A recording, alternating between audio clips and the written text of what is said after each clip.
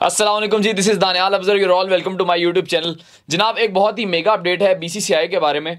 आप जानते हैं कि इंडियन क्रिकेट बोर्ड जो है वो दुनिया का रिचेस्ट बोर्ड है। उनके पास बहुत ज़्यादा पैसा है, वो जिस तरह चाहें दुनिया की क्रिकेट को चला सकते हैं। वो कहते हैं कि हम 3 या 4 टीमें बनाएंगे और हमारी कोई भी टीम दुनिया में किसी भी टीम को जाकर हरा सकती है।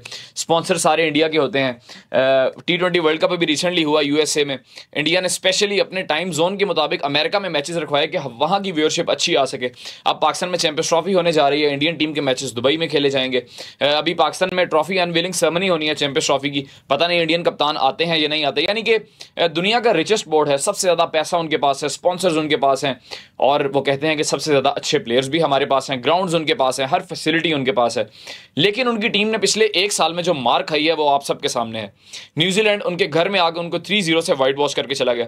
अभी वो ऑस्ट्रेलिया गए हैं, मिड सीरीज उनको अपने कप्तान को बाहर बिठाना पड़ा। ये हालत आ गई है इंडियन टीम की कि सीरीज के बीच में आखिरी टेस्ट मैच में उन्होंने रोहित शर्मा को खुद बाहर बिठा दिया। हालांकि वो उनके कप्तान हैं, वही रोहित शर्मा जिन्होंने अब से कुछ माह पहले जून जुलाई में इंडिया को T20 वर्ल्ड कप जितवाया। वही कप्तान अब ऑस्ट्रेलिया में जाकर टेस्ट सीरीज में शिकस्त खाने के बाद बाहर बैठे हुए हैं। कहा तो ये उन्होंने कि मैं अपनी मर्जी से बाहर बैठा हूं, लेकिन ऑब्वियसली अगर वो थोड़ी देर पहले टीम मीटिंग में शामिल थे और मैच में वो बाहर बैठे हुए थे। यानी कि ये हालत इंडियन टीम की हो गई है जब से न्यूजीलैंड ने उनको उनके घर में आकर क्लीन स्वीप किया है। अब चैंपियंस ट्रॉफी होने वाली है और जसप्रीत बुमराह इंजर्ड हो गए हैं। आई डोंट नो कि इंडियन टीम यहाँ दुबई में आकर बुमराह के बगैर सर्वाइव कर पाएगी या नहीं कर पाएगी, क्योंकि ऑस्ट्रेलिया में जो थोड़ा बहुत उनका सर्वाइवल था वो सिर्फ बुमराह की वजह से था। आप पिछले 1 साल में बुमराह की परफॉर्मेंस उठाकर देखें और बाकी तमाम इंडियन बॉलिंग लाइनअप की परफॉर्मेंस उठाकर देखें, ज़मीन आसमान का फ़र्क है। तो ये जो पिछले 1 साल से इंडियन टीम की दुर्गत बनी हुई थी और इसकी वजह वो खुद भी थे। ऑब्वियसली इंडियन टीम में अब इतने बड़े बड़े स्टार्स हैं और कुछ लोग अपने आप को इतने ज़्यादा स्टार समझ के बैठे हैं कि वो अपनी परफॉर्मेंस से हटकर सिर्फ अपनी सीनियरिटी की वजह से टीम में शामिल हैं।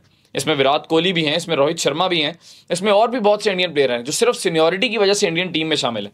उनकी परफॉर्मेंस आप पिछले 1-2 साल में उठाकर देख लें, कख परफॉर्मेंस नहीं है उनकी।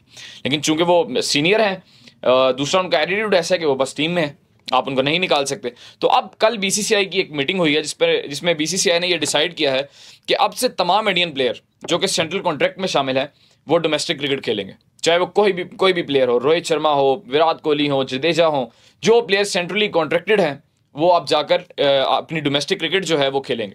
एक तो ये चीज़ बीसीसीआई की मीटिंग में सबसे अहम डिसाइड हुई। दूसरी चीज़ ये डिसाइड हुई कि अब जो भी विदेशी टूर होगा, बाहर का टूर होगा, उसमें कोई भी इंडियन प्लेयर अपनी फैमिली को साथ नहीं रख सकता।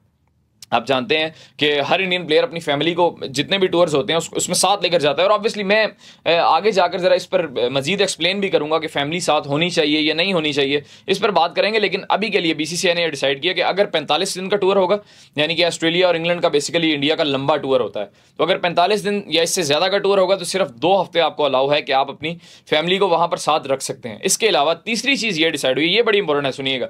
तीसरी चीज़ ये डिसाइड हुई है कि अब से जो टीम है वो होटल से लेकर ग्राउंड तक टीम बस में सफ़र करेगी और एक ही टीम बस होगी।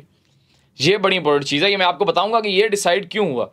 यानी कि टीम जब होटल से ग्राउंड तक मूव करती है तो वो एक बस में ट्रैवल करेगी। हालांकि दुनिया की हर टीम एक ही बस में ट्रैवल करती है, लेकिन बीसीसीआई ने अब जाकर ये फैसला क्यों किया। मैं विक्रांत गुप्ता साहब एक स्पोर्ट्स जर्नलिस्ट हैं, मैं उनको सुन रहा था। उन्होंने बड़ा एक मुज़हिका खेज़ वाक़या बयान किया और मैं सुनकर बड़ा हैरान हो गया कि यार इस तरह भी होता है टीमों के बीच में। तो फिर उसके नताइज बेसिकली ऐसे आते हैं जो अब इंडियन टीम के साथ पिछले 1 साल से हो रहा है कि आप घर में क्लीन स्वीप हुए, आपको ऑस्ट्रेलिया में मार पड़ी, उसके नताइज ऐसे आते हैं। फिर वो बता रहे थे कि वर्ल्ड टेस्ट चैंपियनशिप का फाइनल था, तो मैंने किसी से पूछा कि यार ये टीम की 2-3 बसेस आ रही हैं और कुछ प्लेयर गाड़ी पर आ रहे हैं, कुछ टैक्सी पर आ रहे हैं, ये क्या चल रहा है। तो उन्होंने बताया कि उनको बताया गया कि प्लेयर्स तो एक होटल में रहते ही नहीं है, प्लेयर्स डिफरेंट होटल में रहते हैं। आप अंदाज़ा करें कि एक कंट्री की टीम बाहर गई हुई है और वो भी द रिचेस्ट कंट्री, उसकी टीम बाहर गई हुई है कहीं टूर पर, स्पोर्ट्स टीम, और वो डिफरेंट होटल्स में प्लेयर रह रहे हैं। यानी कि क्या टीम बॉन्डिंग होनी है, क्या टीम का कम्बिनेशन बनना है। तो फिर तो वही रिपोर्ट्स आनी है जो अब गौतम गंभीर और रोहित शर्मा के दरमियान लड़ाइयों की रिपोर्ट्स आ रही हैं, जब आपके प्लेयर्स ही साथ नहीं रह रहे। इसके अलावा विक्रांत गुप्ता साहब ये भी बता रहे थे कि जो T20 वर्ल्ड कप हुआ ऑस्ट्रेलिया वाला, उसमें भी प्लेयर्स अलग-अलग होटल्स में थे। कोई अपनी गाड़ी पर आ रहा है, दोस्तों के साथ आ रहा है, कोई टैक्सी पर आ रहा है, कोई ऊबर पर आ रहा है, कोई जो बचे कुछ यंगस्टर्स थे। चूंकि इंडियन टीम में प्लेयर इतने बड़े हैं, वो अपने आप को इतना बड़ा आइकन समझते हैं कि वो नहीं ट्रैवल कर सकते भाई टीम बसेस पर, वो अपनी गाड़ियों में आते हैं। उनकी नेटवर्थ इतनी ज़्यादा है, कोई अपने दोस्तों के साथ आ रहा है, कोई कैब्स पर आ रहा है, तो बाकी जो बचे कुछ यंगस्टर प्लेयर होते हैं सारे वो बसेस पर आ रहे हैं। अगर एक यंगस्टर, आप सिर्फ ज़रा यहाँ से अंदाज़ा लगाए ना कि एक यंगस्टर जिसको सीनियर प्लेयर की जरूरत है, ना सिर्फ ग्राउंड में बल्कि होटल्स में भी, बल्कि रात को अगर एक यंग प्लेयर जो टीम में जिसका डेब्यू हुआ है वो जल्दी आउट होकर आता है या उसको बॉलिंग में मार पड़ती है, तो उसको कौन ग्रूम करेगा? अगर सारे प्लेयर्स अपनी फैमिलीज के साथ होंगे, अलहदा होटल्स में होंगे, जो सीनियर प्लेयर्स हैं, टीम की क्या बॉन्डिंग होनी है? और यहाँ सबसे ज़्यादा जो इंपॉर्टेंट रोल होता है वो कोच का होता है। जब से गौतम गंभीर आए हैं, इंडिया को श्रीलंका से भी मार पड़ी है, न्यूजीलैंड से भी मार पड़ी है, ऑस्ट्रेलिया से भी मार पड़ी है, हर जगह जाकर इंडिया हारा है, सिर्फ इस वजह से कि टीम में जेलिंग नहीं है, टीम में बॉन्डिंग नहीं है उस तरह।